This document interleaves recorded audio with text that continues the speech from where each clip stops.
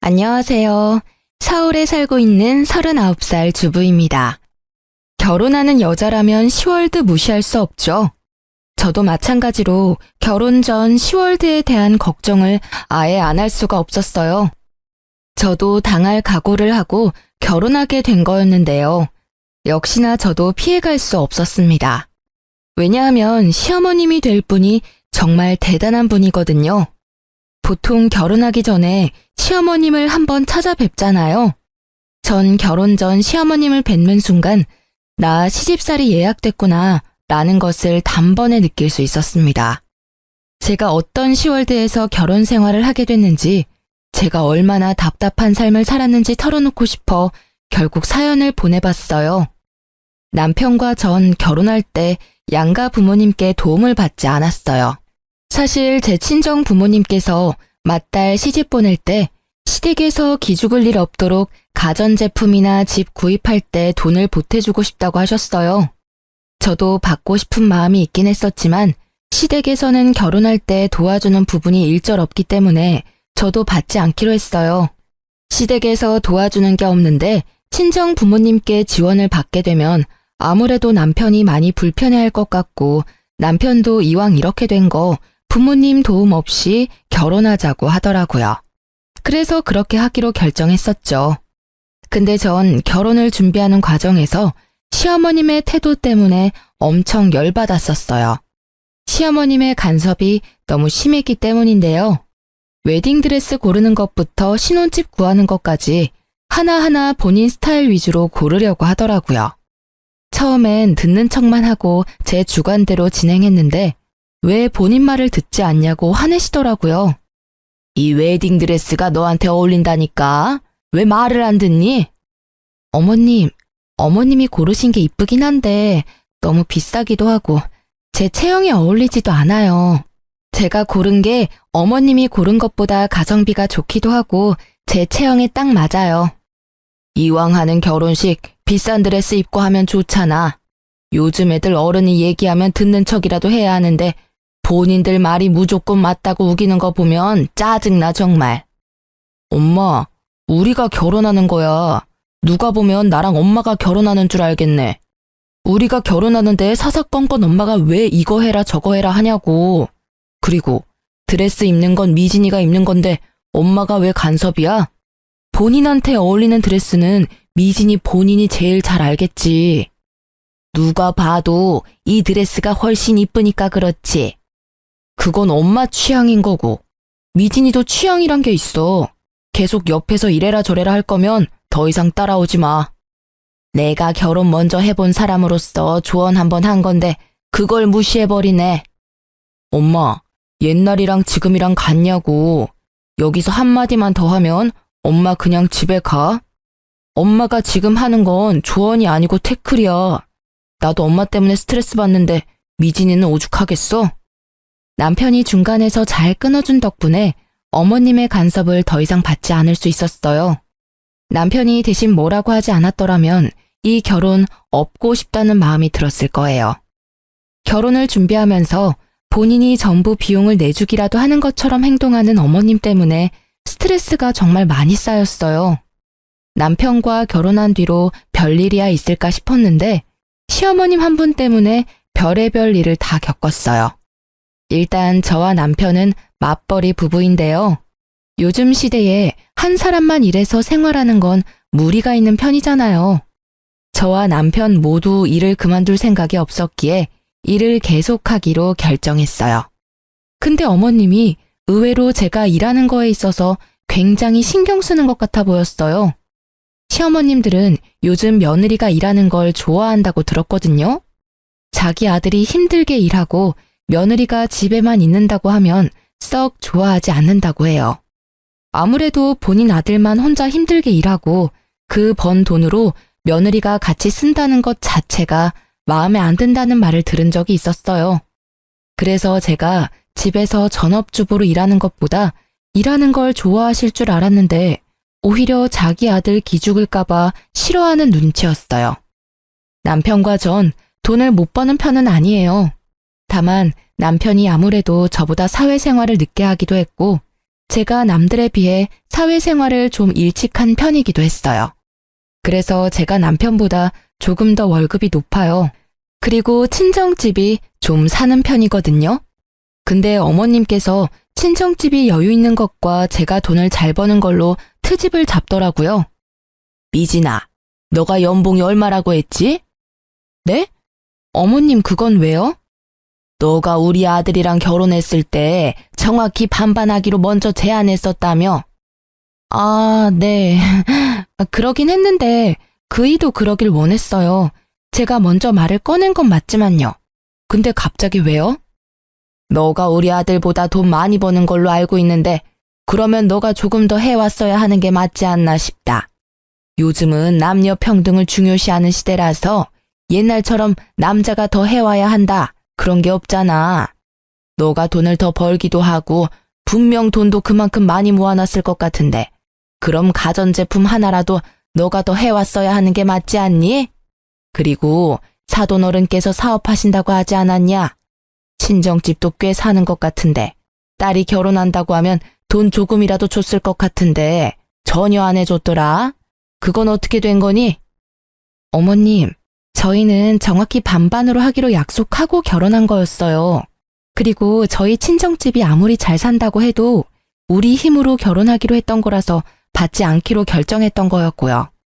남편이 먼저 안 받았으면 좋겠다고 한 거였어요. 그리고 따지고 보면 어머님도 우리 결혼했을 때 전혀 지원해준 게 없으시잖아요. 아무리 제가 돈을 많이 벌고 친정집이 잘 사는 편이라고 해도 제가 더 많이 돈을 낼 필요까지는 없다고 생각해요. 어머, 내가 도와준 것도 없으면서 오지랖 부렸다는 말로 들린다. 돈 있는 사람이 돈 내고 그러는 거지. 쪼잔하게 딱딱 나누고 그러면 어떡해? 부부라는 애들이 너무 재고 그런다. 애초에 경제권도 한 사람이 다 관리하기로 했던 게 아니라 각자 번 돈은 각자 관리하기로 했어요. 그리고 남편도 누가 더 했느니 안 했느니 그런 걸로 싸우기 싫다고 반반으로 했으면 했고요. 그렇게 약속까지 했는데 친정 부모님한테 돈 받아서 하는 건 아니라고 생각했어요.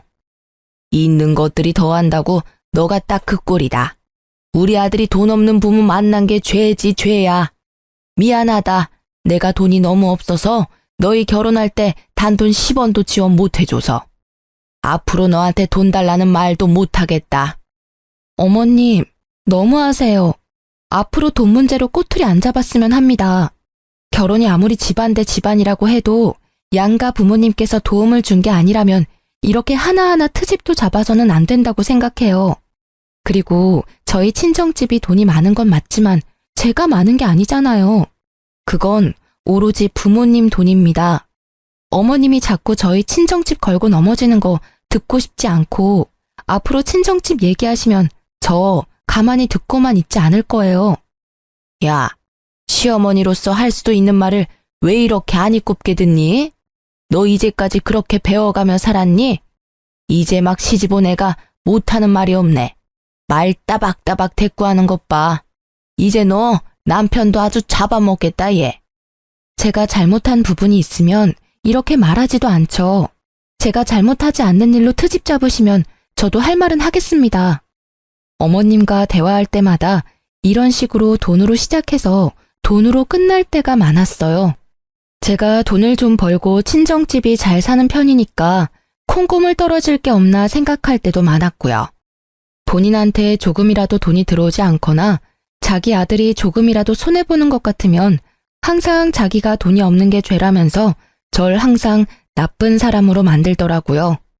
제가 조금이라도 반박하면 며느리가 시엄마 잡아먹는다며 피해자 코스프레를 하는 편이신데 남편은 원래 어머님이 이런 성격인 걸 아니까 어머님이 이간질을 해도 믿지 않고 중간 역할을 잘하고 있어요.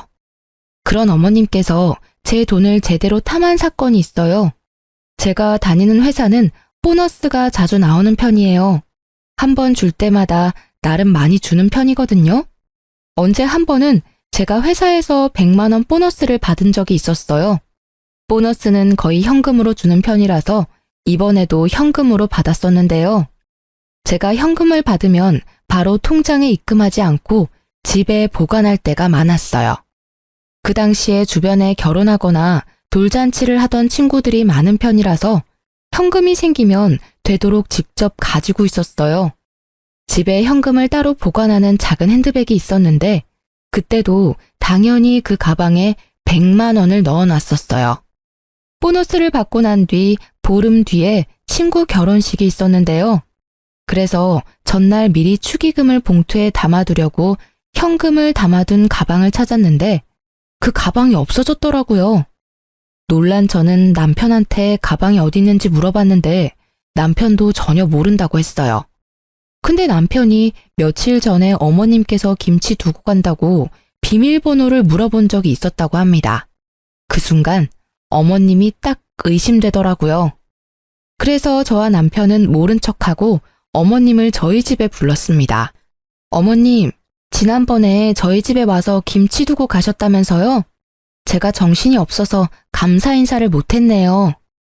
아, 그럼 그때 내가 준 김치 아직도 안 먹어봤겠네? 지금이라도 알았으니 오늘 저녁에 먹어봐. 네, 근데 어머님, 혹시 그때 저희 집에 오셨을 때 제 가방 못 보셨어요? 검정색 핸드백인데요. 아, 그거? 내가 가져갔는데. 지갑이랑 핸드폰만 딱 넣고 다니기 좋아서 내가 가져갔었지. 그건 왜? 어머님, 그래도 그 가방 제 물건인데 말이라도 좀 하고 가져가셨어야죠. 거기 안에 현금 있었죠? 현금? 그건 왜? 그 가방 제가 현금 보관할 때 쓰는 가방이에요. 그거 돈 안 쓰고 그대로 두셨죠? 이따 집 가실 때 제가 집까지 차로 모셔다 드릴 테니까 그 가방 저한테 돌려주세요. 현금 그대로 담아서요. 나 그 현금 좀 썼는데 괜찮니? 어머님, 그 돈 쓰시면 어떡해요? 말도 없이 가방 가져갔으면서 그 현금까지 마음대로 쓰시면 어쩌자는 거예요? 엄마, 도대체 왜 그래? 남의 돈을 왜 마음대로 쓰냐고. 그냥 거기에 돈이 있기도 하고 내가 가방 가져갔는데 한동안 말이 없길래 당연히 까먹은 돈인가 보다 생각하고 썼지. 아이, 그렇다고 그렇게까지 화낼 일인가? 엄마, 그거 도둑질이야. 아무리 까먹은 돈이라고 해도 그렇지. 그걸 왜 엄마가 혼자 판단하고 써? 얼마나 썼길래 그래? 50만 원 정도 썼어. 그 가방 안에 있던 돈은 보너스 100만 원 말고도 여윳돈 200만 원이 더 있던 상태였어요. 총 300만 원이 있었던 상태인데 어머님께서는 그 중에서 50만 원을 이미 썼다고 합니다. 처음엔 어머님이 쓰신 돈 안 받고 남은 금액만 돌려받을까 생각했었는데 어머님이 괘씸하기도 해서 돌려받기로 했습니다. 남편도 그렇게 하자고 했었고요. 저와 마찬가지로 어머님의 행동에 화가 많이 났었고 실망했다고 해요. 그래서 남편은 오히려 2배로 돌려달라고 말하기까지 했더라고요. 남편이 화를 크게 내니까 그 화를 이기지 못한 어머님께서 결국 저희한테 2배로 돌려주셨어요. 남은 금액도 그대로 돌려받았었고요. 엄마한테 그 돈 주는 게 그렇게 아깝냐고 크게 한 소리를 듣긴 했었지만 잘못된 건 바로 잡아야 한다고 끝까지 돌려받기로 했어요. 그 뒤로 한동안 어떤 일도 일어나지 않고 잠잠하게 지내고 있었는데 방심하고 있을 때 일이 하나 더 터졌어요. 제가 야근하지 않고 일찍 퇴근한 적이 있어요. 오랜만에 일찍 퇴근한 김에 남편과 외식하려고 기분 좋게 집에 가고 있었어요. 집 근처에 도착한 순간 아파트 정자에 앉아 계시던 동네 아주머니가 저한테 다가오더니 갑자기 제 등짝을 때리면서 욕을 하기 시작했어요. 이 여자야, 너 재작년에 여기 이사 온 년이지? 여기가 어디라고 너 같은 개집년이 이 동네로 이사를 와? 술집에서 몸이나 판 년이 눈만 높아가지고. 아무리 저렴한 여자라도 수준 높은 집은 알아가지고 너 때문에 우리 아파트 집값 떨어지면 책임질 거야? 당장 이사가. 그게 무슨 말씀이세요? 제가 몸 팔던 년이라니요. 너 술집 다닌다는 소문 내가 다 들었다. 너 시애미한테 다 들었어. 아무리 직업에 귀천이 없다고 하지만 넌 너무 천하다 천해. 시애미 말로는 너가 자기 아들이랑 결혼하고 싶다고 애걸복걸 엄청 했다고 하던데. 맞지? 아무리 천해도 그렇지 분수에 맞게 살아야지. 여기가 어디라고 너같이 천한 애가. 그리고 아무리 돈이 없는 년이라고 해도 뭐라도 들고는 와야지. 몸만 달랑 갖고 올 수가 있니? 제가 동네 아주머니 붙잡고 자세히 얘기 좀 해달라고 부탁했습니다. 알고 보니 시어머님께서 저에 대해 안 좋게 소문을 내고 다녔다고 합니다. 제가 남편과 살고 있는 아파트는 어머님 집과도 가까운 아파트 단지라서 제가 살고 있는 아파트 주민들 중에서 저희 어머님과 친한 아주머님들이 몇 분 계십니다. 저와 남편이 결혼 허락을 받았을 당시 어머님께서 반대를 심하게 하셨어요.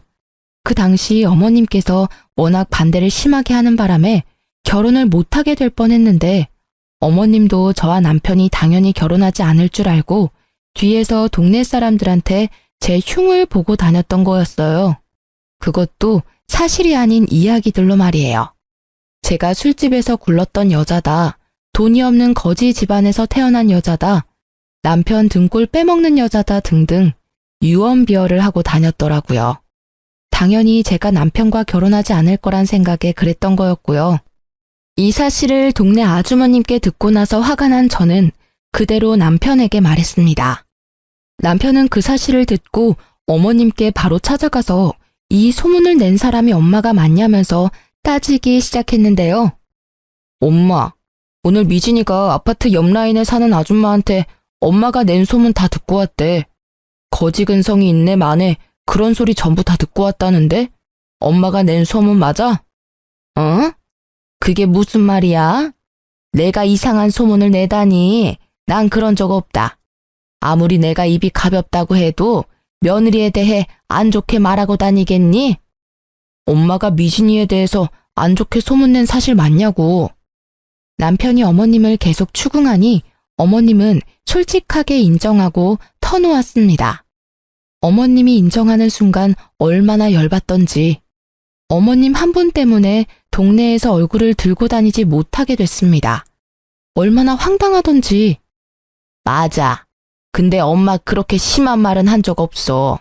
너희 결혼 전에 얘기했던 말들이고 그냥 너희 둘이 당연히 결혼 안 할 줄 알고 한 말들이야. 그냥 미진이가 마음에 안 든다는 식으로만 말했었어. 그 아줌마들 정말 미친 거 아니니? 아무리 내가 그렇게 말하고 다녔다고 해도 그걸 왜 내 며느리한테 직접적으로 말할 수가 있니? 거짓말 하지 말고. 내가 엄마 때문에 창피해서 얼굴을 들고 다닐 수가 없어. 욕할 사람이 없어서 며느리 될 사람 욕을 하고 다녀? 그것도 우리가 사는 동네 아줌마들한테. 그 아줌마가 미진이한테 술집 년이 집값 떨어지게 왜 이 집에서 사냐는 식으로 말했대. 이 사람이 뭘 그렇게 잘못했다고 그런 소문을 내고 다녀. 우리 앞으로 여기 어떻게 살라는 거야? 그땐 홧김에 그랬던 거였어. 절대 악의는 없었단 말이야. 그렇다고 무작정 찾아와서 나한테 따지면 어떡해? 난 한두 사람한테 말했을 뿐이야. 이렇게 동네 사람들한테 다 퍼질 줄은 몰랐어. 아이고, 그 놓친네 주둥이 겁나 가볍네. 벌써 동네 사람들 귀에 다 들어갔단 말이지? 그래, 내가 다 잘못했고 지금은 너희에 대해서 아줌마들한테 말하지 않아. 지금도 그렇고 앞으로 그런 일 절대 없을 거야. 옛날 일이니까 용서해줘. 어머님은 약 2년 전쯤에 한 아주머님께 말했다고 해요. 근데 그 말이 2년 정도 지난 후에야 소문으로 퍼졌다고 하는데요. 어머님 말씀으로는 그 당시에 저에 대해 잘 모르던 때라 없는 집 애처럼 보인다, 술 잘 마시게 생겼다. 이런 식으로 밖에 말하지 않았다고 합니다. 근데 그 소문이 소문을 낳게 되고 결국 제가 몸이나 굴리는 여자라는 식으로 소문이 났다고 해요. 전 지금껏 살면서 부끄러운 행동을 한 적이 없는데 어머님 때문에 이 결혼을 왜 한 걸까 그런 생각을 잠깐 해보게 됐어요. 어머님이 제 인생의 오점이라는 생각도 해보기도 했고요. 누구 말을 믿어야 할지 모르겠지만 어쨌든 어머님이 저에 대해 안 좋게 소문을 내고 다닌 사실은 맞는 거라 전 어머님께 엄청 많이 실망을 하게 됐었죠. 어머님도 본인이 크게 잘못한 걸 알고 있는지 저한테 미안하다고 사과하더라고요. 평소엔 본인이 먼저 사과를 하는 타입이 아닌데 이번엔 순순히 사과를 하더군요. 그리고 소문이 너무 과하게 퍼진 상태였고 아무리 설명을 해도 동네 아줌마들이 제 말을 전혀 믿어주지 않길래 결국 저희 부부는 이사 가기로 결정했어요. 인프라가 좋았던 동네였고 회사랑도 가까웠던 곳이라서 편하게 살았었는데 이사 갈 때 많이 아쉬웠어요. 급하게 집을 팔았던 거라서 크게 이득 본 것도 없었고요. 우리가 이사 간다고 하니 어머님께서 포장이사 비용을 내주시기까지 했네요. 남편이 어머님께서 포장이사 비용조차 내주지 않았더라면 화가 쉽게 풀리지 않았을 거라고 해요. 그래도 어머님이 반성을 많이 한 눈치라서 그냥 이번 일은 묻기로 했어요. 이렇게 사람 속 썩이는 짓만 골라서 하는 어머님 때문에 마음 편할 날이 없었는데요. 그런 어머님께서 사고를 또 치게 됐습니다. 어머님은 원래 사업을 몇 번 해보신 분이에요. 근데 그 사업이 전부 망해서 문제가 됐는데요. 사업 욕심이 많으신 어머님은 이미 사업만 2번 망한 경험이 있으신데요. 그래서 이미 빚이 어느 정도 있는 상태였어요. 사업 문제로 인해 시아버님과도 크게 싸움으로 번져 이혼까지 했었고요. 그래도 저와 남편이 결혼하기 전에 있었던 일이었고 어머님은 그 이후로 절대 사업을 하지 않겠다고 다짐을 했다고 해요. 근데 어머님께서 팔랑귀라서 옆에서 조금만 바람을 불어도 그 말에 확 넘어가는 편이에요. 그래서 안 하겠다던 사업을 갑자기 한다고 했어요. 그 말을 듣게 된 저희 부부는 안 된다고 말했죠. 옆집에 사는 아저씨가 고깃집 운영하는 거 알지? 그 사람이 한 달에 순수익만 2천만 원은 된다더라. 나도 그 아저씨 따라서 고깃집 운영 좀 해볼까 봐. 사업이라니. 엄마 예전에 삼계탕집 했다가 제대로 망했으면서 이번에도 식당을 하겠다고? 그만 좀 해. 엄마 지금 사업 때문에 생긴 빚도 다 못 갚은 상태면서 또 사업을 하겠다고? 내가 봤을 때 엄마 사업에 소질 없어. 그러니까 그냥 가만히 좀 있어. 그 아저씨 말대로 하면 돈 많이 벌 수 있는데? 엄마 말만 믿고 나한테 투자 좀 해줘. 엄마 예전에 사업하겠다고 나한테 2천만 원 빌려갔었잖아. 그것도 아직 갚지 않았으면서 지금 또 빌려달라고? 나 절대 안 빌려줘. 딱 한 번만 믿어줘. 엄마 이번에 잘할 자신 있어. 옆에서 도와주는 아저씨도 있으니까 걱정 안 해도 돼. 결국 저희는 어머님께 3천만 원을 빌려주기로 했습니다. 예전에 남편이 2천만 원 빌려준 것도 있어서 어머님이 나중에 5천만 원 모두 갚는다고 하더라고요. 그리고 얘기를 들어보니까 저희한테 돈 빌린 거 말고도 주변 친구들께 1,000만 원, 2천만 원 이런 식으로 돈을 빌린 모양이에요. 그렇게 해서 빌린 돈만 억이 넘는다고 들었어요. 분명 어머님이 최대한 빠른 시일 내로 사업을 시작한다고 했는데 몇 달이 지났는데도 아무런 소식이 없더라고요. 그래서 어머님께 따로 연락을 드리게 됐어요. 어머님, 사업 준비는 잘 돼가세요? 아무런 말씀이 없으시길래 걱정돼서 전화드렸어요. 어? 아니 그게 사업 안 하기로 결정했다. 사업이 애들 장난도 아니고 너무 성급하게 결정한 것 같아. 네? 그게 무슨 말씀이세요? 사업하겠다고 저희한테 돈도 받아가시고 주변 분들한테 이미 돈도 빌린 상태라면서요. 사실 사업 준비하면서 내 생활비로 쓸 돈이 없었거든. 그래서 내 생활비로 빌린 돈들 조금씩 쓰다가 결국 다 써버렸다. 어쩌면 좋니? 그것 때문에 한동안 머리 아파서 잠도 제대로 못 잤어. 그래서 당장 사업을 못하는 상황인데 어쩌면 좋니? 어머님, 도대체 왜 그러세요? 사업하겠다고 돈 빌린 게 얼마인데 그걸 그 사이에 다 썼다고요? 고작 몇 달 안에 그 많은 돈을 어떻게 다 쓸 수가 있어요? 어쩌다 보니까 그렇게 됐어. 미진아, 정말 미안한데 돈 빌려준 친구들이 자꾸 돈 갚으라고 난리도 아니야. 급한 돈만 너가 대신 갚아줄 수 없겠니? 내가 지금 그 큰 돈이 어디에 있겠어. 다 갚아달라는 말은 안 할 테니까 5천만 원 정도만 빌려줘. 어머님, 어머님이 저희한테 빌려간 돈만 5천만 원이에요. 근데 저희 보고 5천만 원을 또 달라는 말씀이시잖아요. 저희가 돈을 그냥 버는 줄 아세요? 저희 이제 돈 없어요. 빌려간 돈이나 빨리 갚으세요. 이 늙은 시애미가 그 큰 돈이 어디 있겠냐. 넌 내가 불쌍하지도 않니? 어? 어머님, 제가 더 불쌍해요. 따지고 보면 어머님이 제 남편의 엄마이지 제 엄마는 아니시잖아요. 어머님이 절 키워주기라도 했나요? 아니면 저한테 용돈 쓰라고 단돈 1,000원이라도 준 적이 있으신가요? 항상 저한테 받아만 가셨지 정작 어머님은 저한테 해주신 게 전혀 없으시잖아요.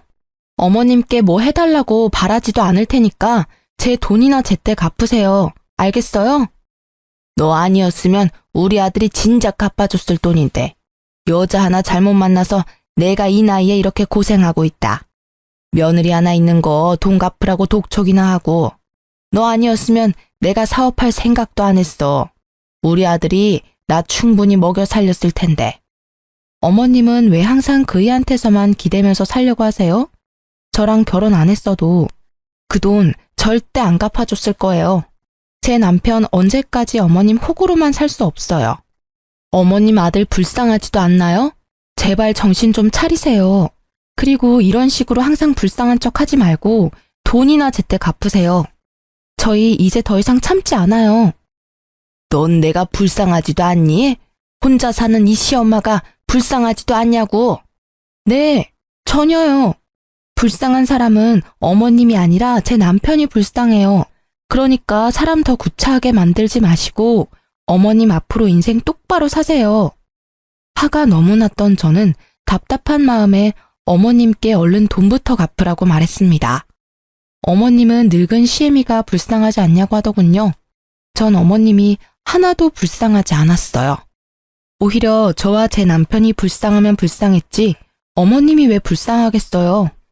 남편도 어머님 때문에 미칠 것 같다면서 한 소리를 했더라고요. 어머님은 자식 새끼 있는 거 다 소용없다고 돈 절대 못 갚는다고 우겼고요. 엄마, 우리가 언제까지 엄마 뒷바라지 다 해야 돼? 우리가 아무리 아직 젊다고 해도 우리도 돈 버는 거 쉽지 않아. 엄마가 사고 친 거 늘 수습해 줄 수 없다고. 우리도 이제 아이도 낳아야 하고 더 넓은 집으로 이사도 가야 하는데 엄마가 사고 친 거 수습하느라고 모아둔 돈 절반 이상이 사라졌어. 엄마도 이제 정신 좀 차리고 살아. 자식한테 부끄럽지도 않아? 내가 널 이제까지 어떻게 키웠는데? 너 이렇게 모질게 엄마 대할 거야? 엄마가 그 많은 돈을 어떻게 혼자 갚겠어? 젊은 너가 좀 도와줘야 하지 않겠냐고. 엄마가 날 언제 잘 키웠다고 그런 말을 해? 솔직히 엄마가 날 키운 게 아니라 나 혼자 잘 큰 거지.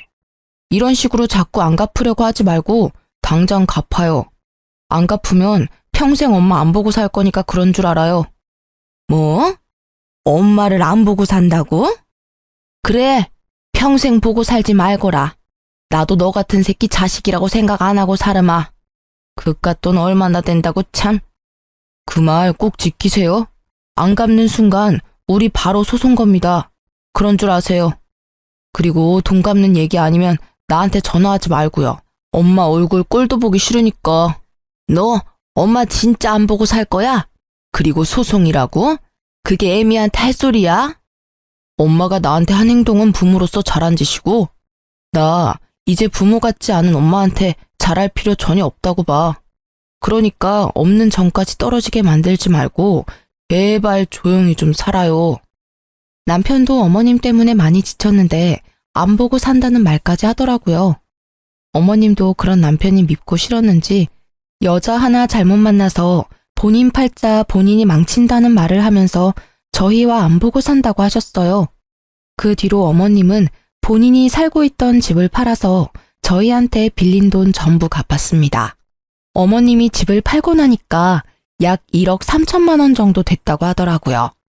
거기서 저희한테 6천만 원 정도 주셨습니다.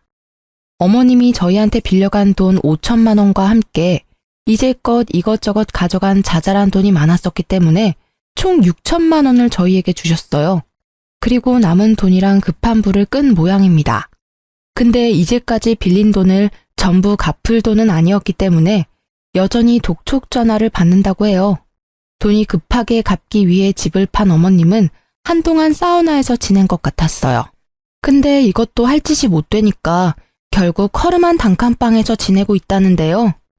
그것도 달동네에 있는 곳이라서 집까지 가려면 한참 걸어가야 한다고 해요. 그 뒤로 어머님과 안 보고 살고 있었는데 어머님은 혼자 힘으로 돈 갚는 게 힘드셨는지 몇 달 만에 저희를 찾아왔는데요. 원래 만나고 싶지 않았었는데 그래도 마지막으로 뵙기로 했어요. 어머님, 어쩐 일이세요? 왜 그동안 연락 안 받았니? 100통은 넘게 한 것 같은데. 제가 어머님을 왜 만나야 해요? 원래 우리 안 보고 살기로 한 거잖아요. 그래, 그랬었지. 미진아, 내가 정말 미안했다. 나 용서해 줄 수 없겠니? 내가 너무 철이 없었어. 내가 앞으로 너한테 돈 달라는 소리 안 할게. 그러니까 나 데리고만 살아줄 수 없겠니? 진짜 돈 갚아달라는 말 절대 안 할게. 그냥 나 이 집에서 살기만 해줘. 어머님, 당장 나가주세요. 저 어머님 데리고 살기 싫어요. 저희가 뭘 믿고 어머님을 데리고 살아요? 사람은 절대 변하지 않는데요. 나 너무 힘들다. 제발 나 한 번만 용서해다오. 내가 전생에 얼마나 많은 죄를 짓고 살았길래 이런 인생을 살게 된 거니? 내가 죄가 많아서 그렇다. 죄가 많아서. 한 번만 용서해줘. 내가 정말 잘못했다고. 이게 다 어머님 업보죠. 어머님이 모두 감당하셔야 돼요. 그러니까 더 이상 찾아오지 마세요. 어머님께서 저희 집을 며칠 동안 계속 찾아오더니 결국 친정집에도 갔었어요. 아무리 급해도 찾아갈 곳이 따로 있는 건데 참 뻔뻔하다는 생각이 들었습니다. 친정엄마도 이미 우리 상황을 알고 있었고 조만간 시어머님이 찾아올 것 같다는 느낌이 든다고 하셨는데 진짜 찾아올 줄은 몰랐어요. 사돈, 안녕하세요. 잘 지내셨죠? 애들한테 들었을지 모르겠는데 제가 요즘 사는 게 너무 빡빡해서 말이에요. 여기가 어디라고 찾아와요? 연락도 없이 무슨 일로 오신 거예요? 애들 말 들어보니까 안 보고 살기로 했다던데. 염치 없지만 돈 좀 빌려줄 수 있을까요? 애들한테 들었다고 하시니까 길게 설명은 안 할게요. 제가 지금 하루하루가 너무 지옥 같아서요. 밥도 굶고 돈은 갚아야 하고 제가 최대한 빠른 시일 내로 갚겠습니다. 이러다가 저 죽게 생겼어요, 사돈. 불쌍한 척하면서 저희 엄마에게 돈을 빌리려고 한 시어머님의 모습 정말 눈뜨고 봐줄 수가 없었습니다. 참다 못한 제 친정엄마는 바가지에 물을 담아서 시모 얼굴에 뿌려버렸는데요. 홀딱 젖은 시모는 할 일을 잃고 부들부들 떨면서 가만히 있었습니다. 여기가 어디라고 찾아와요? 인생 얼마나 허투루 살았길래 돈 빌릴 사람 한 명도 없습니까? 우리 딸이랑 사위 그렇게 고생시켰으면 지금이라도 정신 차리고 일해서 돈 벌 생각이나 하지. 아직도 그렇게 궁상맞게 돈 빌리고 다니세요? 지금 사돈이 지옥처럼 사는 건 그동안 애들한테 하던 행동들에 대한 죗값을 받는다고 생각하세요. 다 큰 어른이 됐으면 애들한테 본보기가 돼야지. 애들도 안 하는 짓을 왜 하고 다니십니까? 제발 이 냉수 맞고 정신 좀 차리세요. 그리고 앞으로 우리 애들 집에 절대 찾아가지 마시고요. 어머님은 우리 친정엄마한테 냉수마찰을 제대로 당하고 난 뒤 그 뒤로 저희를 찾아오지 않았어요. 얘기 들어보니까 어머님 앞으로 지금 남은 빚이 3천이라고 합니다. 우리 젊은 사람도 3천만 원 빚 갚는 거 엄청 힘든데 그 연세에 그 큰 금액 갚으려니 더 힘들 수밖에 없어요. 솔직히 저희 그 돈 충분히 갚아드릴 능력 됩니다. 저희 친정집도 물론 가능하고요. 근데 그동안 어머님께서 저희한테 해왔던 일이 있어서 절대 그 돈 갚아주고 싶지 않더라고요. 남편도 어머님께 이제껏 당해온 게 많다면서 너무 힘들어서 못 해먹겠다고 말했고요. 어머님은 결국 일을 하기 시작하셨습니다. 본인 이름으로 대출을 받을 수도 없는 상태라서 당장 급한 빚을 갚기에 어려움이 있거든요. 집까지 팔았으니 완전 빈털터리가 된 셈이죠. 어머님은 현재 낮에는 공장을 다니고 밤엔 식당에서 서빙 알바를 하고 있다고 했어요. 어머님께 돈을 빌려준 친구들은 어머님이 일하고 있는 식당까지 찾아가서 당장 돈 갚으라고 한다고 해요. 하지만 어머님은 당장 갚을 돈이 없어서 매달 조금씩 쪼개가며 갚고 있다고 합니다. 식당 사장님께선 매번 이런 식으로 영업 방해할 거면 그만두라고 말했다고 해요. 어머님이 사정사정해서 잘리진 않았답니다.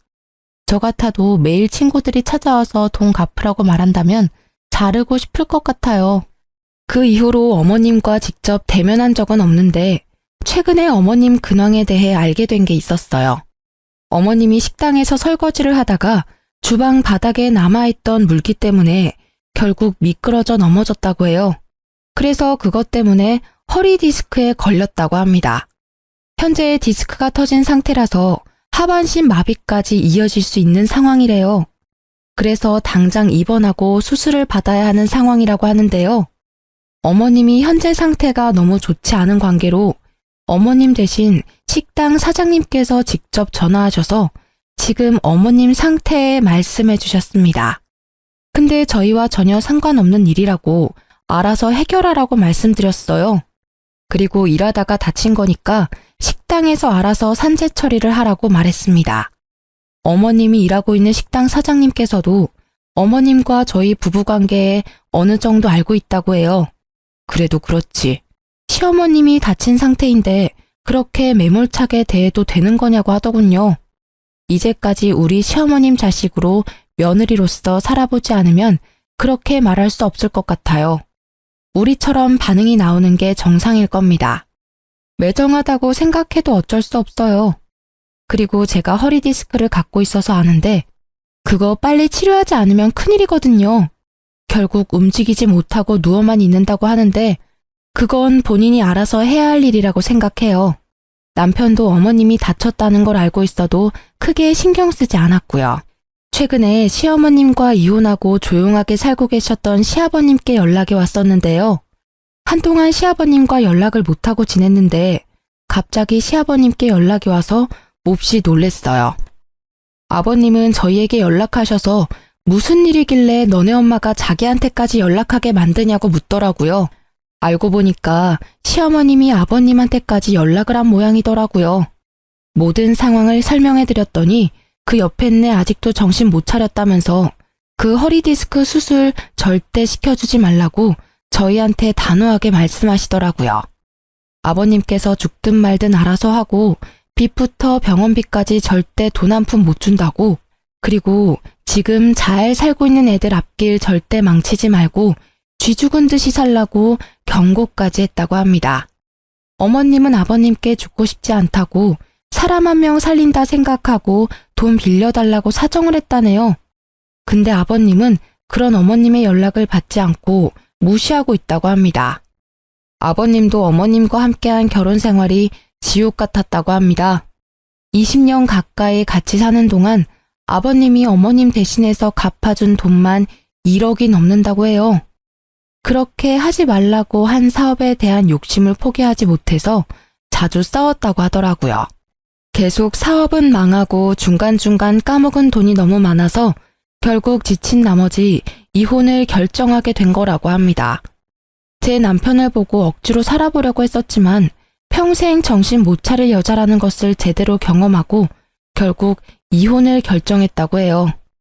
처음엔 제 남편 데리고 나올 생각이었는데 어머님이 자기 아들까지 뺏어갈 생각 죽어도 하지 말라고 했었고 기절까지 할 정도였어서 결국 제 남편만 두고 나왔다고 합니다. 그 당시 어차피 남편도 다 큰 상태라서 남편은 어머님 옆에 남기로 결정했고요. 근데 남편은 그때 어머님을 선택한 게 정말 후회가 된다고 하더라고요. 시부는 저희에게 남편도 못 참는 일을 자식이 책임질 필요는 절대 없다고 죄책감 갖지 말고 우리 부부 앞날만 신경 쓰라고 하셨습니다. 최근 어머님의 소식을 듣지 못했어요. 여전히 건강과 빚 때문에 하루하루 지옥 같으시겠죠. 저희 부부는 어머님과 연락을 안 한 뒤부터 모든 일이 잘 풀리기 시작했어요. 어머님 때문에 아버님과도 연락을 잘 못하고 있었는데 어머님과 연락을 안 한 뒤부터 아버님과 자주 연락하고 살았었습니다. 이혼하게 된 건 다 어머님 때문인데 어머님은 항상 아버님이 자기 그냥 버리고 간 나쁜 사람이었다고 욕을 했었거든요. 그래서 결혼식 올릴 때도 아버님을 초대하지 못했습니다. 항상 그게 마음에 걸렸었는데 이젠 아버님께 최선을 다해 잘해드릴 생각이에요. 남편도 울면서 아버님께 사과했고요. 오히려 아버님은 어른 때문에 자식이 괜히 고생만 하는 것 같다고 미안하다고 사과를 하시더라고요.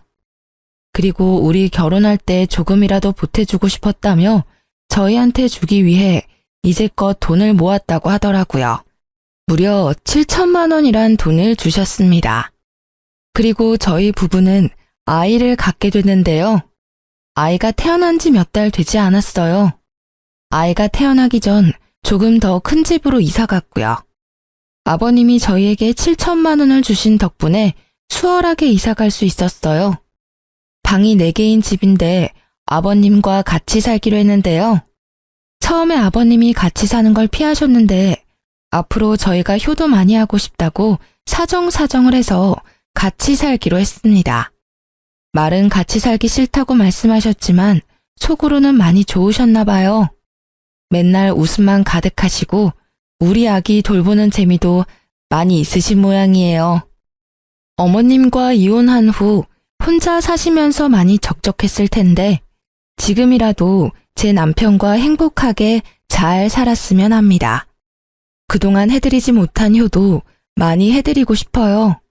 이제 막 태어난 아들도 아버님이 좋은지 남편에게 안겨있는 시간보다 아버님께 안겨있는 시간이 더 많아요. 아버님과 같이 살다 보니 어머님과 살았던 시간이 정말 최악이었다는 걸 몸소 느낄 수 있었습니다.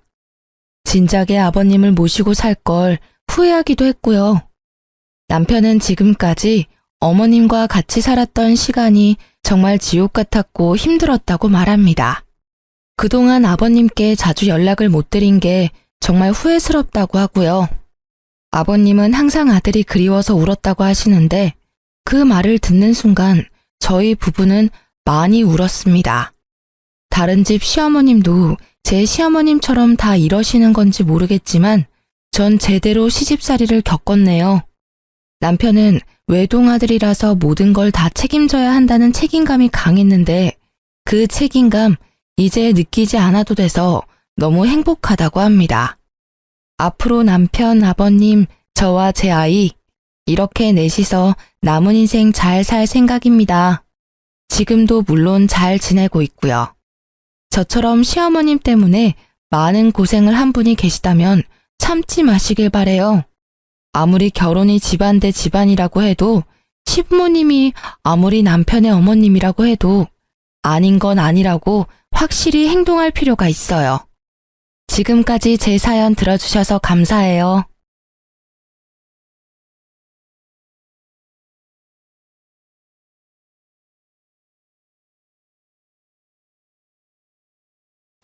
안녕하세요. 저는 평범한 돌싱녀입니다. 결혼한 지 2년 만에 초고속으로 이혼을 하게 됐죠.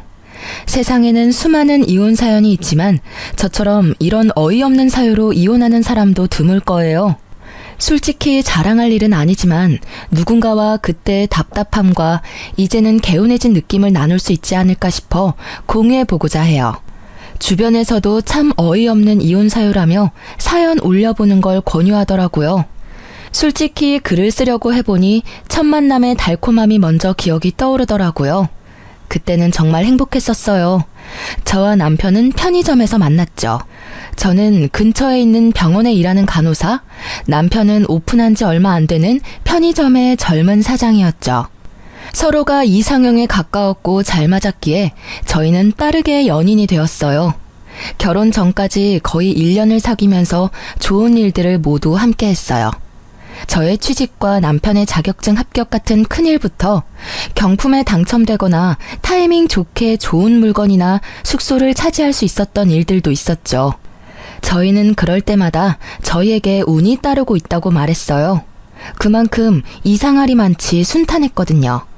그랬기에 싸움 한 번 없이 저희 연애는 잘 흘러갔어요. 그런 나날들이 지속될 거라 생각했지만 딱히 그렇지는 않더군요. 사실 남편의 프로포즈 이후부터 상견례까지 결혼에는 어려움이 많았어요. 경제적인 문제는 아니었어요. 이제 막 편의점을 운영하게 된 남편은 모든 돈을 편의점에 쏟아부을 수밖에 없었어요. 다행히도 친정아버지가 마련해준 집에서 제가 살고 있었기에 집 걱정은 하지 않아도 됐었어요. 아버지는 외동딸을 위해 그 정도는 흔쾌히 내어주시는 분이셨고, 남편도 부끄러워하기보다는 미래를 위해 지금의 호의를 받아들이고 다음에 더 크게 갚아드리자고 생각했어요. 집이 해결이 되니 그 외에 결혼에 들 비용은 결혼식과 신혼여행에 관련된 비용뿐이었어요. 집을 제가 해왔기 때문에 저희는 예단 예물 같은 건 하지 말자고 했어요. 남편도 자신이 이 결혼에서 크게 돈을 쓸 수 없다는 걸 알고 친정 쪽에서 부담이 많다는 걸 알고 있었으니 오히려 저희 아버지에게 고마워했어요. 그런데 상견례 때 시모는 무척 안 좋은 표정이었어요. 세상에 이런 법이 어딨냐며 시모에게 이불 하나 수저 하나 안 주고 시집 오는 경우가 어딨냐고 말이죠. 결국 시부가 나서서 해준 것도 없으면 가만히 있으라는 말에 시모의 역정이 가라앉았지만 여전히 표정은 화가 나신 듯 했어요. 저는 시모와의 관계가 어려울지도 모른다고 생각했어요. 첫 단추부터 이미 잘못 끼워졌으니까요. 그런데 이런 일 때문이 아니라 의외의 부분에서 제 결혼 생활에 어려움이 생기게 됐어요.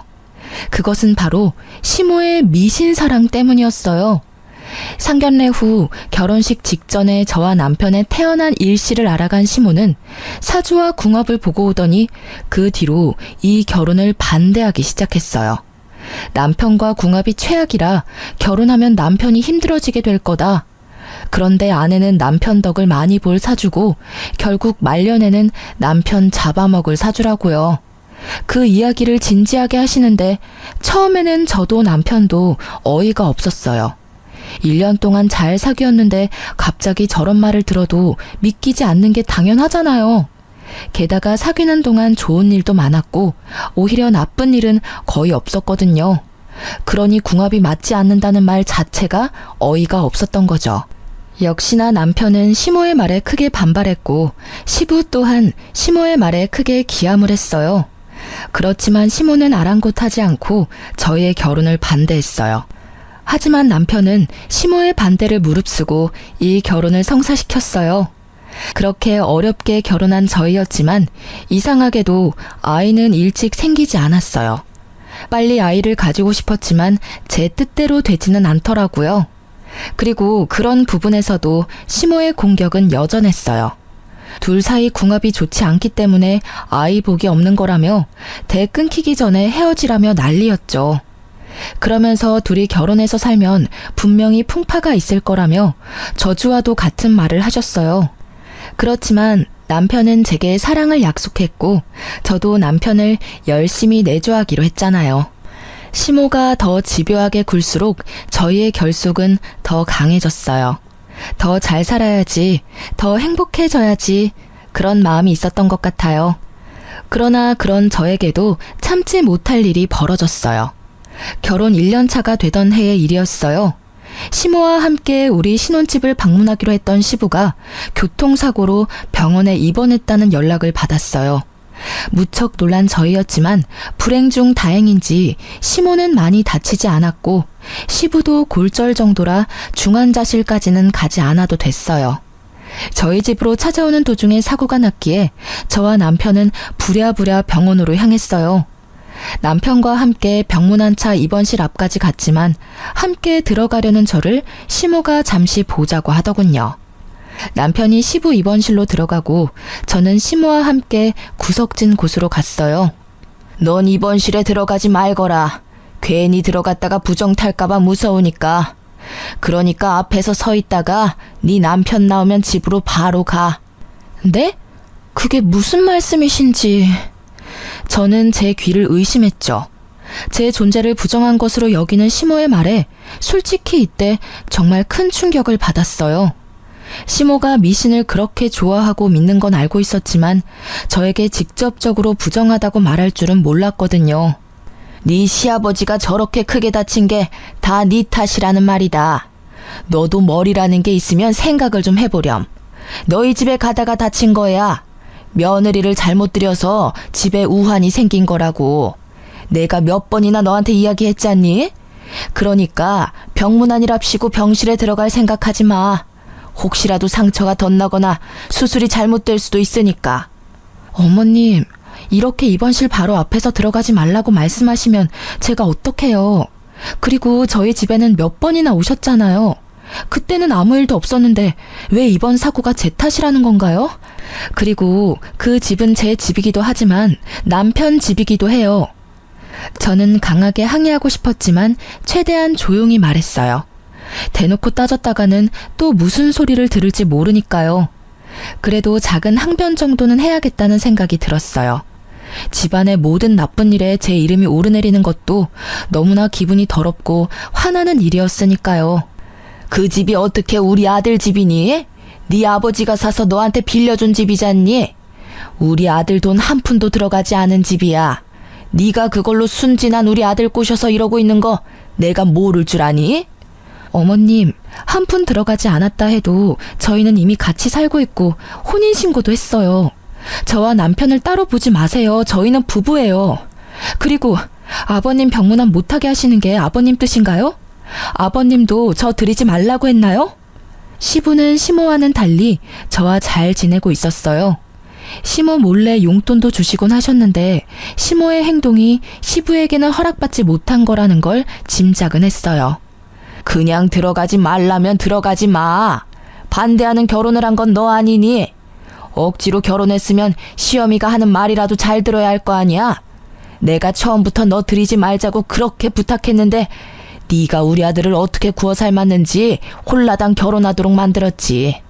거기서부터가 너는 우리 집 골칫덩어리인 거야. 며느리가 잘 들어와야 집안이 일어난다는데 아예 정반대로 궁합이 꽝인 애가 들어왔으니 네가 우리 집안에 해줄 수 있는 건 아무것도 없어. 도리어 우리한테서 모든 걸 빼앗아 갈 뿐이지. 시모의 말 하나하나가 저에게 비수가 되어 꽂혔어요. 그 말이 진실이 아니라는 걸 알아도 시모가 하는 말은 그런 힘을 가지고 있었어요. 마치 그것을 믿는 시모의 말에 힘이 실려 있는 것처럼요. 저는 집에 돌아가는 길에 한껏 침울해 있었어요. 남편은 눈치채지 못한지 말을 걸더라고요. 당신 아버지 보러 안 들어왔던데. 아버지가 서운해했어. 당신 얼굴 보고 싶다고 하셨거든. 내가 엄마랑 무슨 이야기 나눈다고 말씀은 드렸는데 엄마랑 무슨 말을 그렇게 길게 나눈 거야? 남편의 말에 저는 서러움이 폭발했어요. 자기야, 나 너무 힘들어. 어머님이 나더러 아버님 병실에 들어가지 말라고 하셨어. 내가 들어가면 부정탄데 내가 병균이야? 내가 아버님 사고 일으킨 것도 아닌데 다 내 탓이라고만 하셔. 게다가 내가 순진한 당신 꼬셔서 결혼했다면서 나한테 엄청 심한 말까지 하셨어. 이대로 내가 계속 참아야 하는 거야? 우리 둘만 행복하면 될 거라고 생각했는데 이렇게 자주 뵐 줄 알았으면 결혼 전에 해결을 보는 게 맞았어. 결국 참고 있던 눈물이 흐르고야 말았어요. 남편은 저의 눈물에 당황한 듯 급히 차를 세우더라고요. 그리고는 저를 안고는 달래줬어요. 여보, 그런 말 듣게 해서 미안해. 내가 미리 알아차리고 그런 일 없도록 만들었어야 했는데 정말 미안해. 엄마가 정말 너무했네. 어떻게 아버지 아픈 게 당신 탓이야? 절대 그런 거 아니고 그럴 리 없다는 걸 내가 알잖아. 그러니 울지 마. 내가 더 잘해줄게. 저는 남편의 그 말에 꽉 막혀있던 응어리가 풀리는 것을 느꼈어요. 그리고 억울한 마음과 분노를 삼키며 시모에게 보란 듯이 더 잘 살겠다고 다짐까지 했죠. 그런데 그런 다짐에도 저희의 상황은 그리 좋지 않았어요. 남편의 편의점 사업이 그다지 좋지 않았거든요. 결혼 후에 남편이 편의점에 없는 2시간 정도를 시모가 맡아서 봐주고 있었는데 남편이 없어서 그런지 매출이 점점 줄고 손님이 끊긴다고 하더라고요. 그래서 침울한 남편을 위로하기 위해 저는 반차를 쓰고 남편이 좋아하는 수제버거를 사서 편의점으로 향했어요. 아직 시모가 있을 시간이라 저는 편의점 뒤쪽에서 시모가 나가기를 기다리고 있었어요. 그런데 열린 문 사이로 시모와 남편의 대화가 들리더라고요. 얘, 아무리 생각해도 너 편의점 잘 안 되는 거 말이다. 네 와이프 때문인 것 같아. 걔 사주가 너무 나빠서 남편 운이 풀리지 않는 거래. 어떻게든 해야 하지 않겠니? 이러다 너뿐만이 아니라 온 집안이 망하겠어.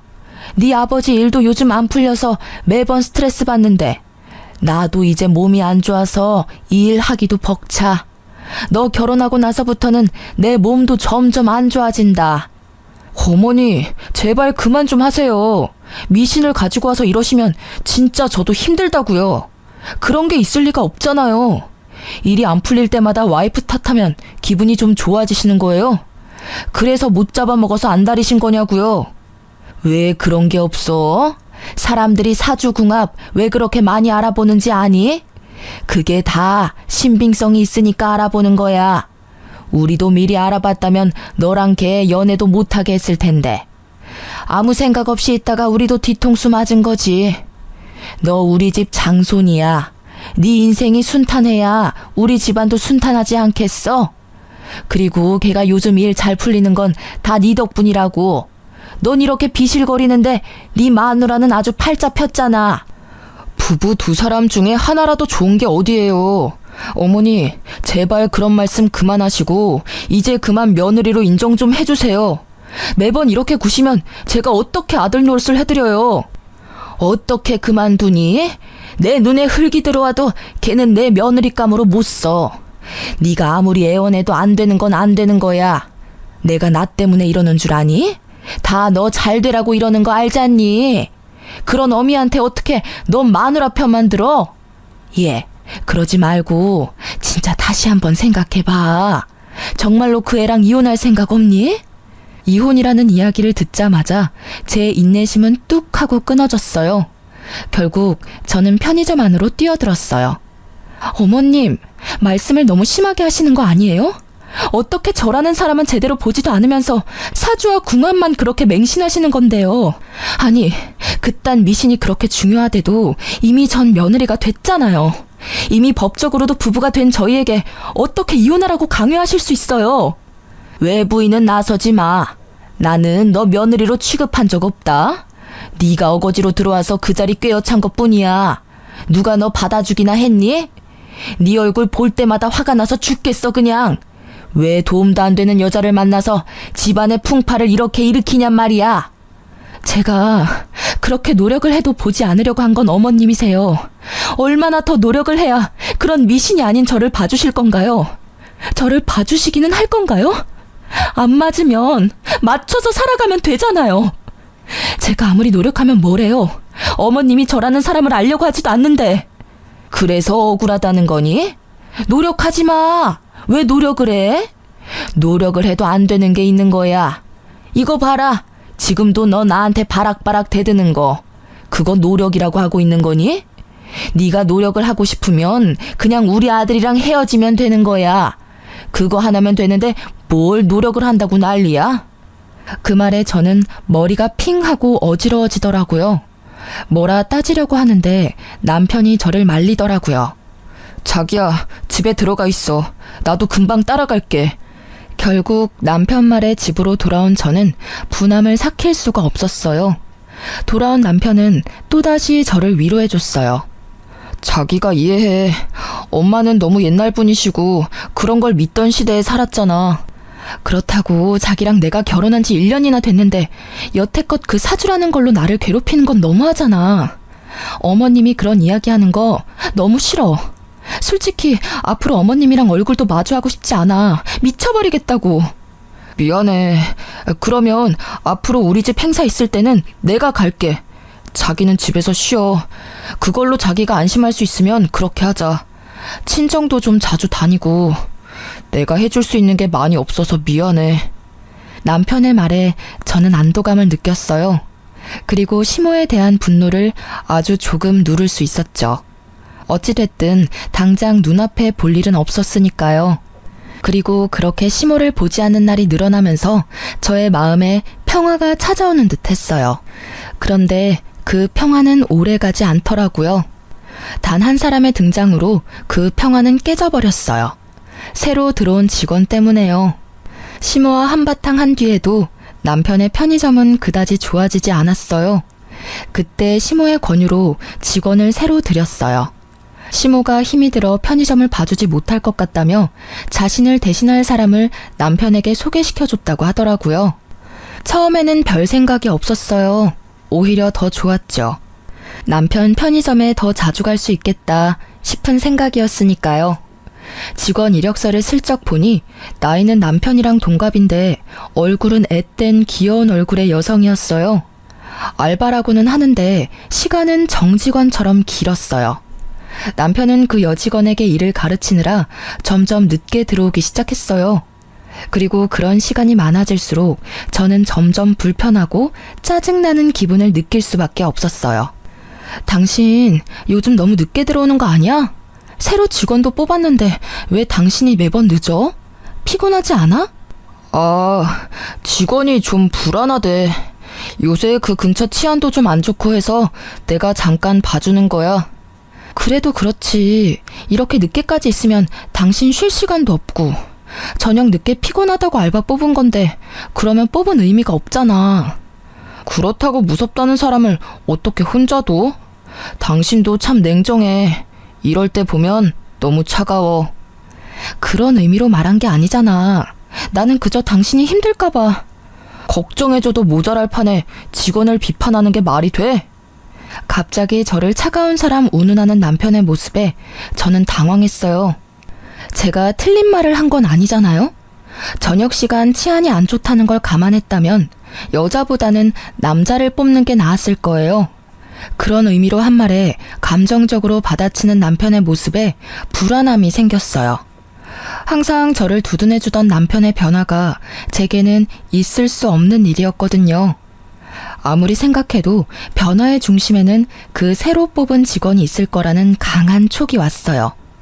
남편의 주변에 바뀐 건 그것뿐이었으니까요.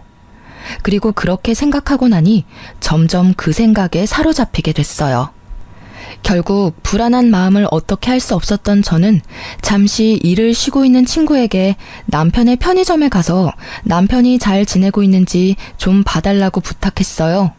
직접 갈 용기는 없었거든요. 그 친구는 제 결혼식 때 외국에서 유학 중이어서 남편이 본 적 없던 친구여서 부탁했어요. 제 예상이 제 상상만으로 끝나길 얼마나 빌었는지 몰라요. 그런데 얼마 지나지 않아 폰으로 전송된 사진에 저는 절망했어요. 그 사진에는 남편과 새 여직원이 매장 안에서 팔짱을 끼고 있었어요. 그리고 그 뒤에는 남편과 웃으며 마주보고 있는 여자의 모습과 둘이서 손을 잡는 모습까지 있었죠. 그리고 곧 친구에게 전화가 왔어요. 그 전화를 받는 제 손이 덜덜 떨리고 있었어요. 야, 너 사진 봤어? 미친, 네 남편 진짜 바람났나 봐. 내가 들어갔는데도 둘이서 얼굴 만져주면서 옷 매무새도 정리해주고 엄청 친하게 굴더라고. 그래서 내가 일부러 부부 사이가 무척 좋으시네요 하고 물었거든? 그랬더니 네 남편이 수줍은 얼굴로 아, 네 하는 거 있지? 완전 헬렐레한 얼굴로. 야, 이것들 진짜 어떻게 해야 하지 않아? 친구는 저보다 더 흥분했더라고요. 저는 너무 놀라 말을 제대로 하기도 힘들었고요.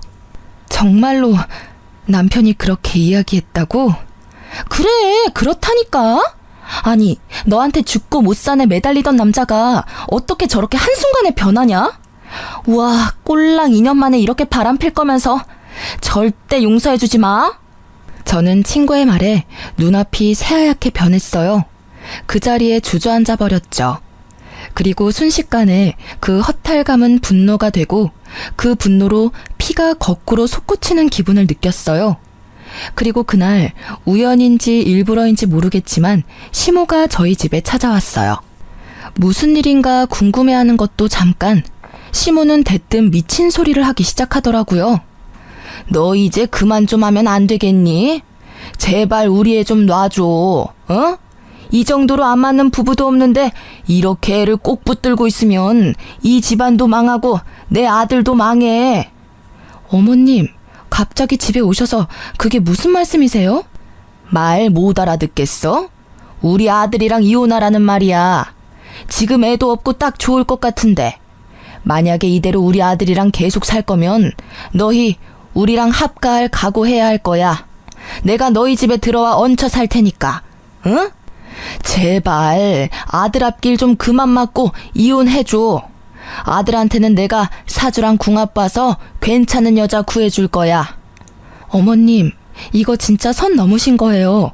법적으로 부부가 된 유부남한테 다른 여자를 구해주겠다뇨. 그게 부모가 하실 말씀이세요? 그렇게 화를 내다가 갑자기 딱 감이 오더라고요. 남편의 상간녀. 남편과 바람이 난 그 편의점 알바가 시모의 권유로 들어왔다는 게 생각났죠. 저는 남편과 시모의 말도 안 되는 짓에 열이 받을 대로 받았어요. 일이 어떻게 돌아가고 있는지를 확인하고 나니 이제는 참을 필요가 없다는 걸 알게 됐죠. 그리고 그때 남편이 집에 들어오더라고요. 왔어? 왔으면 여기 와서 어머님 하는 말 좀 들어볼래? 기도 안 차서. 어머님이 나한테 당신하고 이혼하래. 다른 여자 구해주겠다고 하시면서 막무가내로 구시는데 당신이 이러지 마시라고 어머님 좀 알려줄래? 당신 어머니잖아. 남편의 얼굴을 보니 화가 더 났어요. 그래서 말이 좀처럼 좋게 나오질 않았죠. 그런데 제 말에 남편의 반응이 심상치 않더라고요. 매번 나한테 이런 부탁하는 거 질리지도 않아? 솔직히 나도 엄청 참았거든? 두 사람이 안 맞는 거야 어쩔 수 없지만 그걸 나한테 전부 떠넘기는 게 너무하다고 생각하지 않아? 그리고 아니라고 생각하고 싶지만 당신이랑 우리 집안이 정말 맞지 않다고 생각할 때가 많아. 어머니 말대로 궁합이 맞지 않는 건지 뭔지 모르겠는데 당신을 위해서라도 이혼을 생각해보는 게 좋을 것 같아. 정신 나간 남편은 폭탄 같은 말을 던지고는 제게 종이를 주더라고요. 어디 점집에서 저희 사주로 궁합을 보고 온 결과지였어요. 저는 그건 꼴도 보기 싫었어요. 시모가 하는 말만으로도 열받는데 그걸 남편이 가져오니 더 한장하겠더군요. 이게 뭐야? 우리 궁합이야. 아무리 생각해도 당신이랑 결혼한 뒤로 내 일이 안 풀리는 것 같아서 내가 따로 알아봤어. 엄마 말 믿기 힘들어서 나도 따로 알아본 거야. 그래서? 당신도 사주 궁합에 빠진 거야? 그래서 나한테 이런 거 던져주는 거야? 빠진 게 아니라 그 말에도 일리가 있다고 생각한 거야. 이 정도로 맞지 않으면 안 좋은 일이 많대. 솔직히 요즘 내 상황 안 좋은 거 알잖아. 나도 나름대로 생각해 본 거야. 저도 지기 싫어서 남편에게 친구에게서 받은 사진을 보여줬어요. 그래, 사주랑 궁합이 안 맞는 건 어쩔 수 없지. 그런데 이것도 궁합이 안 좋아서 벌어진 일이야? 아, 궁합이 안 좋으면 남편이 바람피는 것도 당연하다고 말하고 싶은 거야? 근데 일반적인 사람들은 그걸 바람난 거라고 말해. 지금 이 상황만 놓고 보면 너는 바람피는 걸 정당화하려고 사주 궁합을 이용한 것처럼 보여. 내 말이 틀려? 우리가 처음부터 매번 싸우고 서로 힘들게 했으면 나도 그게 궁합 탓이라고 할 수도 있었겠지. 그런데 최근에 조금 힘든 것뿐이었어. 그러면 초반에 우리 좋았던 건 뭐였어? 그것마저 없었던 일로 할 수는 없을 거야. 내 말에 남편은 전곡을 찔린 듯이 아무 말 못하더라고요. 그럼에도 제 말에 고개를 끄덕이지는 않더라고요. 이미 저와 헤어질 결심을 한 듯 했어요. 그런 남편에게 한숨을 쉬며 저는 이번에는 시모에게 말했어요. 그리고 어머님, 해도 해도 진짜 너무하시네요. 일부러 이 여자 남편에게 붙여주려고 드린 거 다 알고 있어요. 세상 어느 시어머니가 제 아들 결혼한 와중에 새 여자를 들이밀어요? 아무리 사주 궁합이 중요해도 그 이전에 도리라는 게 있는 법이죠. 본처 놔두고 천년을 드리겠다는 그 천박한 생각은 도대체 어느 머리에서 나온 거예요? 제 말에 시모는 모욕이라도 당한 듯 얼굴이 벌겋게 달아오르더라고요. 뭐? 천박한 생각? 너 시어머니한테 그게 무슨 말버릇이야? 이래서 네가 우리 집안하고 맞지 않다는 거야. 어이가 없어서. 시어머니라니, 언제는 제가 며느리가 아니라면서요. 그리고 어이는 제가 없죠. 이게 뭣들하는 짓이에요? 네, 사람 하나 바보 만드는 거 쉽죠? 남편은 바람나고 시모는 상간녀 소개시켜주고 아주 잘들 하는 짓이네요. 이혼 해드릴게요. 그렇게 원하는데 못할 게 뭐 있겠어요? 그런데 이혼에 유책 배우자란 거 있는 건 아시죠? 두 분이 제 이혼에 책임이 있으니 위자료 지불하실 준비하시고요. 그리고 이 나쁜 새끼야, 넌 지금 당장 짐 싸서 이 집에서 나가. 그 역겨운 얼굴 보기도 싫으니까. 제 말에 남편과 시모의 얼굴이 활짝 피더라고요. 잘 됐네, 잘 됐어. 드디어 이혼하게 됐어. 당장 이 집에서 나와서 우리 집으로 들어와. 여기서 좀 있다가 집 마련해 줄 테니까 그 집에서 살면 될 거야. 어휴, 속이 다 시원하네. 진짜 이혼하는 거 맞지? 나중에라도 질척대면서 들러붙으면 곤란해. 나도 사정이라는 게 있으니까. 둘이서 즐거워하는 그 모습을 보니 진짜 열이 뻗치더라고요. 그리고 남편이 가져온 그 사주 결과지도 확 집어들었어요. 남편에게 던지기 전에 확 구겨버렸는데 그때 제 눈에 제 생일이 보였어요. 그런데 제가 태어난 시간이 다르게 적혀 있더군요. 그걸 남편에게 던져주며 비웃으며 말했어요. 사주궁합 제대로 본 거 맞아? 그 결과지에 적힌 내 사주에 태어난 시간이 다르거든. 1시 50분이 아니라 11시 50분이거든? 그건 용한 점집에서 알려주지 않았나 보네. 누가 사주를 봤는지 허수로 봤겠네. 그치? 이런 쓸데없는 걸 이혼 사유로 들고 오는 너라는 새끼도 참. 어서 싹 다 들고 꺼져. 저는 빈정대며 두 사람을 쫓아냈어요.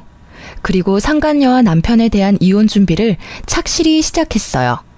시모가 내게 한 수많은 언어폭력 수준의 말들은 이미 폰으로 녹음이 다 되어 있었어요.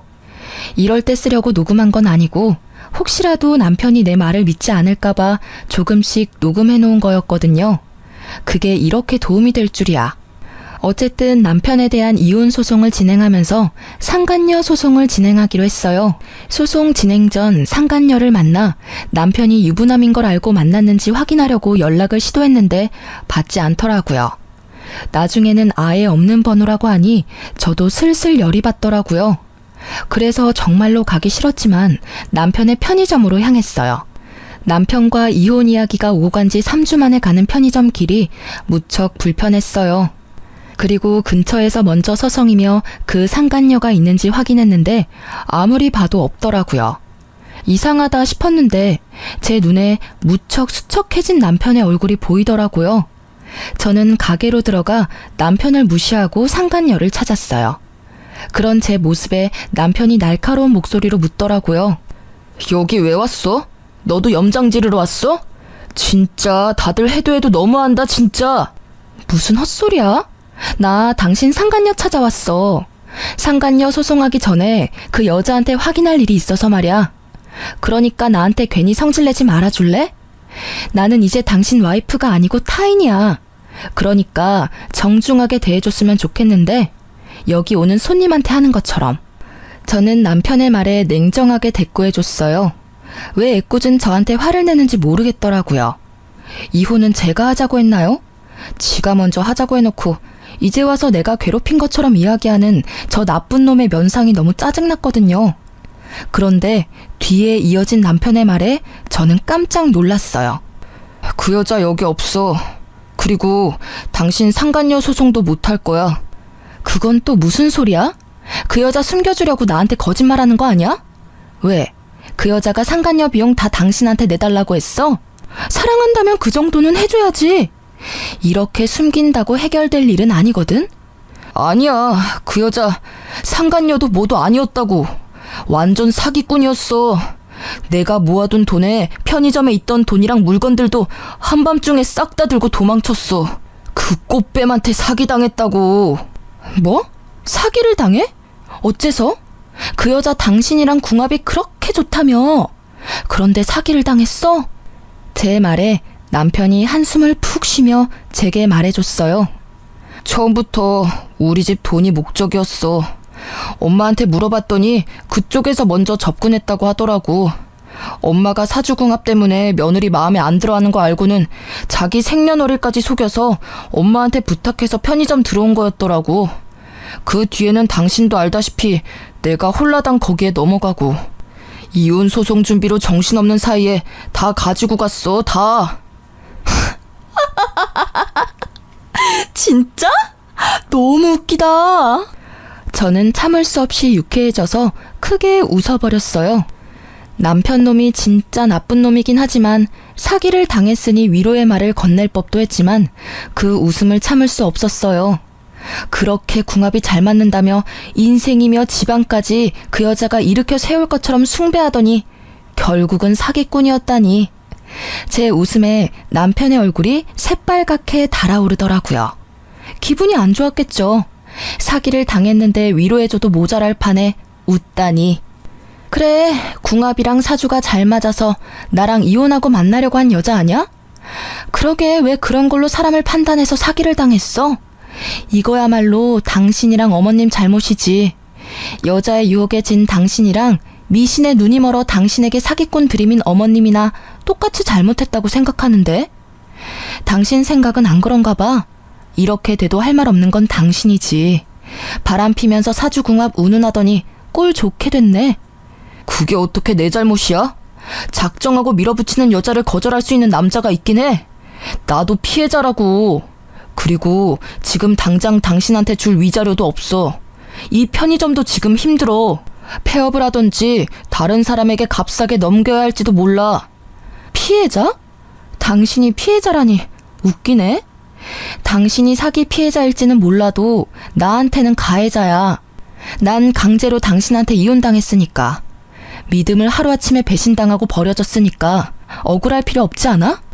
그거 네가 뿌린 씨앗, 네가 거둔 것뿐이잖아. 그리고 위자료는 어떻게 해서든 구해줘. 나도 내 정신적인 충격에 대한 보상은 있어야 한다고 생각하거든. 당신이 힘든 일 당했다고 해서 내가 당신한테 당한 힘든 일을 눈 감아줄 거라는 생각은 하지도 마. 당신 힘든 것만큼 나도 힘들거든? 내가 너무 미안해. 정말 잃고 나서야 당신이 나한테 얼마나 소중한 존재였는지 알게 됐어. 제발 나 한 번만 용서해 줄래? 진심으로 반성하고 있어. 그런 사기꾼한테 넘어간 것도 당신이 이해해줬으면 좋겠어. 당신 이해심 넓고 착한 사람이잖아. 어? 나 정말로 이제는 절대로 한눈 팔지 않을게. 용서는 해줄 수 있는데 이혼은 번복 안 해줄 거야. 그럴 필요가 없어졌거든. 당신도 내가 필요 없어서 그렇게 냉정하게 버린 거 아니야? 뭐 사기 당한 건 유감이지만 그렇다고 내가 그 뒷수습까지 해줘야 할 필요는 없잖아. 저는 그렇게 이야기해주고 편의점 밖으로 나왔어요. 얼마나 기분이 좋던지. 지가 사기를 당하건 말건 이제 저하고는 상관없잖아요. 도리어 저를 버리게 된 원인인 상간녀에게 사기당했다는 사실이 너무 기분 좋았어요. 그리고 그날부터 남편에게서 연락이 계속 오더라고요. 저는 가볍게 무시했어요. 받아봐야 또 말도 안 되는 소리만 짓거릴 거라고 생각해서요. 그런데 그 뒤에 시모에게서 계속 연락이 오더라고요. 그것도 무시했어요. 이제 와서 연락받을 이유 없잖아요. 필요하면 문자라도 하겠지 싶었어요. 목소리는 진짜 듣고 싶지도 않았거든요. 그런데 한번 모르는 전화번호가 울려서 받았어요. 받고 보니 시모가 다른 사람 전화기로 제게 전화를 한 거였어요.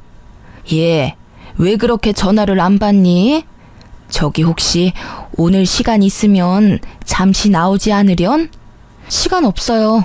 그리고 어머님하고 할 이야기는 없을 것 같은데요. 이혼 관련 이야기는 그 사람하고 할게요. 그것 때문에 만나자는 거야. 너한테 뭐 좀 전해주라는 게 있어서 만나야 되는데 아들이 시간이 안 난다지 뭐니? 그래서 내가 주려고 그래. 우리 집 근처 카페로 와. 아니면 내가 너희 집 근처로 갈까? 저희 집 근처로는 오지 마세요. 또 오시다가 사고라도 나시면 제 탓이라고 말하실 거잖아요. 그냥 제가 그쪽으로 갈게요. 전달하려는 게 뭔지는 몰랐지만 이혼과 관련된 거라는 말에 일단 나가기로 결정했어요. 그리고 시댁 근처 카페에 갔더니 시모가 먼저 나와 기다리고 있더라고요. 그런데 시모가 무슨 선물을 바리바리 싸들고 오셨더라고요. 저는 앞에 앉아서 말했어요. 무슨 물건 주려고 보자고 하셨어요? 일단 이것부터 좀 받으렴. 그러면서 시모가 건넨 건 시모 옆에 있던 선물들이었어요. 보자기에 싼 한우에 백화점에서 값비싼 물건들까지. 저는 어이가 없었어요. 이게 다 뭐예요? 이혼해주는 대가로 주시는 선물이면 필요 없는데요.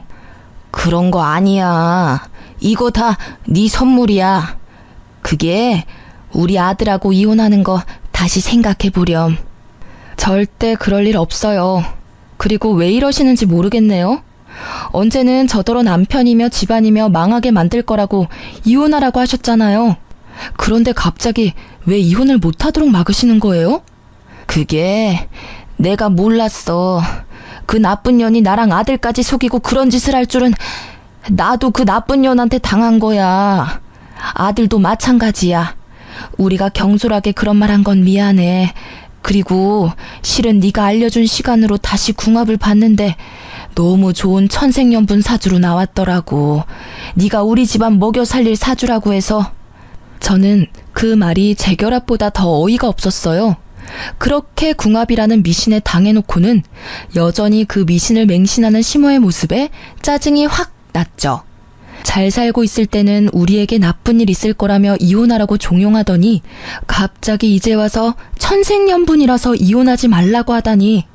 이미 깨진 물병에 물을 다시 담을 수 없는 게 분명한데 마치 다시 주워 담을 수 있다는 듯 말하는 게 어이없었어요.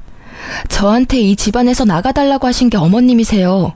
이제 와서 이러시는 건 너무 염치 없고 뻔뻔한 거 아닌가요? 저희 부모님도 이미 마음 정리 다 하셨어요. 이제 와서 번복하면 얼마나 웃길지 알고는 있으세요? 동네, 아니, 세상 사람들에게 웃음거리라고요.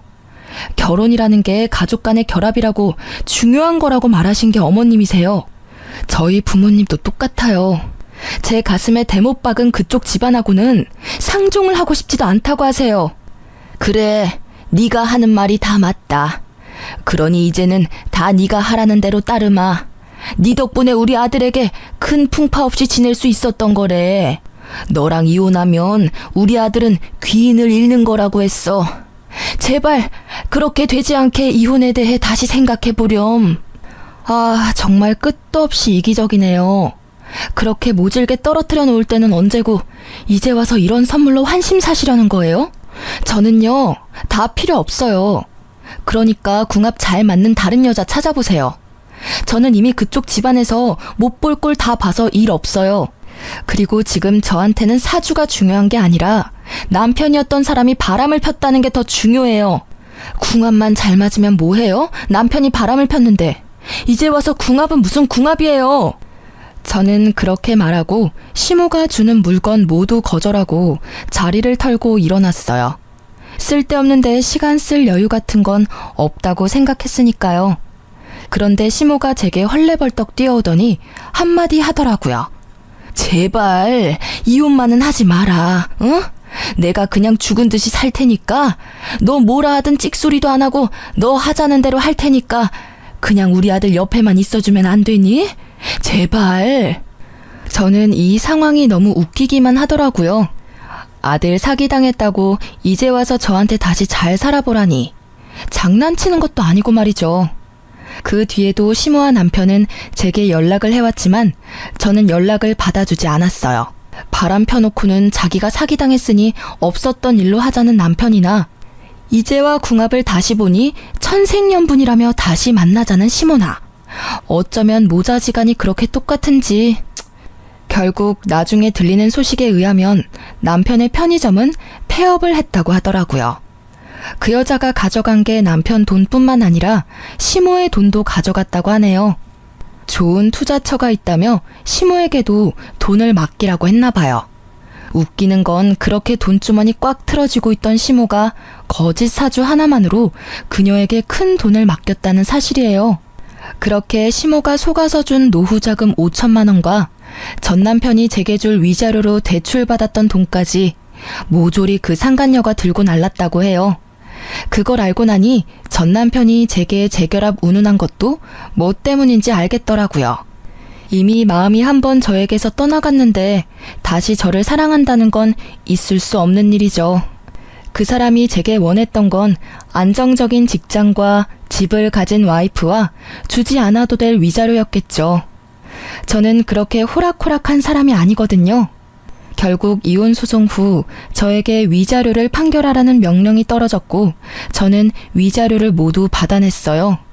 그 이후로는 그 집안의 일은 듣지 못했어요. 저는 그 집과는 인연을 모두 끊고 자유롭게 살아가고 있거든요. 솔직히 이혼 초반에는 조금 쓸쓸하기도 하고 마음이 이상하게 흔들리기도 했지만 지금은 잘 이겨냈어요. 주변에 제 이혼설을 꺼내면 다들 놀라면서 어쩜 그런 일이 있냐고 하지만 아주 가끔 저처럼 사주궁합 때문에 힘든 일 겪는 사람도 있더라고요. 생각보다 많은 어르신들이 미신을 믿고 따르는 것 같아요. 이혼 전 한창 시모에게 당할 때도 생각했지만 사주나 궁합 같은 건 아예 중요하지 않다기보단 그저 최악은 피하자의 정도의 지침으로만 활용해야 한다는 걸요. 궁합을 보기 전에는 실제 궁합처럼 저희 사이가 무척 좋았지만 잘못된 정보로 시모가 간섭을 시작하니 이후 전 남편이 바람을 피게 되었고 결국 이혼까지 했잖아요. 만약 그 궁합이 절대적인 거였으면 저희가 헤어질 일은 없었겠죠. 전 남편이 바람 필 일도 없었을 테고요. 궁합의 결과를 듣고 그걸 잘 이용해서 좋게 상황을 풀어가려고 했다면 이렇게 나중에 후회할 일은 없었을 테죠. 솔직히 지금은 정말 후련해요. 그런 어이없는 일로 헤어지게 되긴 했지만 지금 생각해보면 기회만 있다면 전 남편은 언젠가 저 몰래 또 바람을 폈을 거라는 생각도 들거든요. 이렇게 초고속으로 이혼한 저는 생각보다 길게 싱글 라이프를 누리고 있는 중이에요. 아직 30대 초중반이라 재혼 생각은 크게 없어요. 애가 있었다면 또 모르겠지만 지금은 저 혼자 이것저것 공부하고 즐기며 사는 이 순간도 너무 소중하거든요. 이렇게 글로 써보니 참으로 다사다난했던 결혼과 이혼이었네요.